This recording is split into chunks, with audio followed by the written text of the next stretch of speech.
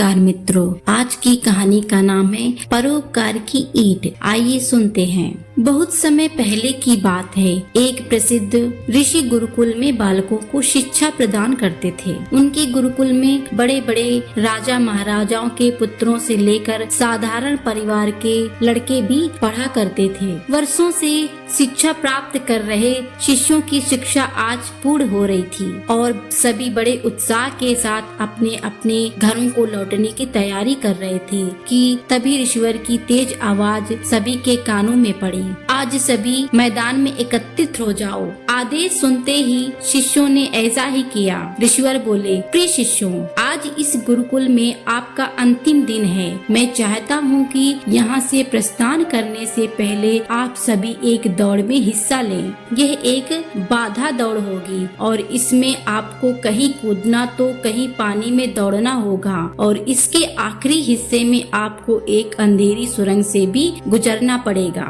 तो क्या आप सब तैयार हैं? हाँ, हम सब तैयार हैं, शिष्य एक स्वर में बोले। दौड़ शुरू हुई। सभी तेजी से भागने लगे। वे तमाम बाधाओं को पार करते हुए अंत में सुरंग के पास पहुँचे। वहाँ बहुत अंधेरा था और उसमें जगह जगह नुकीले पत्थर भी पड़े थे, जिनके चुभने पर असहनीय पीड़ा का अनुभव होता था। सभी असमंजस में पड़ गए। जहाँ अभी तक दौड़ में सभी के समान बर्ताव कर रहे थे, वहीं अब सभी अलग अलग व्यवहार करने लगे। खैर, सभी ने जैसे तैसे दौड़ को खत्म किया और ऋषिवर के पास एकत्रित हो गए। ऋषिवर बोले, पुत्रों, मैं देख रहा हूँ कि कुछ लोगों ने दौड़ बहुत जल्दी पूरी कर ली और कुछ ने बहुत अधिक समय लिया। भला ऐसा क्यों? ऋषिवर ने प्रश्न किया। ये सुनकर एक शिष्य बोला, गुरुजी, हम सभी लगभग साथ साथ ही दौड़ रहे थे, पर सुरंग के पहुँचते ही स्थिति बदल गई। कोई दूसरे को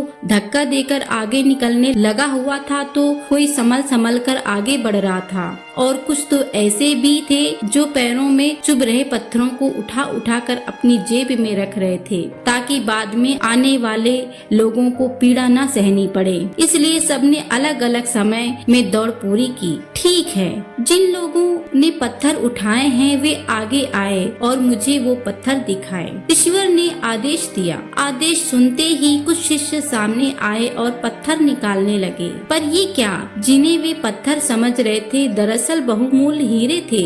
सभी आश्चर्य में पड़ गए और ऋषिवर की तरफ देखने लगे। ऋषिवर बोले, मैं जानता हूँ आप लोग इन हीरों को देखकर आश्चर्य में पड़ गए हैं। दरअसल इन्हें मैं ही इस सुरंग में डाला था। जो शिष्य दूसरों के विषय के बारे में सोचते हैं उनके लिए यह मेरा इनाम है। पुत्रों, ये दौड़ जीवन की भागम भाग में दर्शाती है, जहाँ हर कोई कुछ न कुछ पाने के लिए भाग रहा है, पर अंत में वही सबसे समृद्ध होता है जो इस भागम भाग में दूसरों के बारे में सोचते हैं और वे दूसरों के भला करने में नहीं चूकते।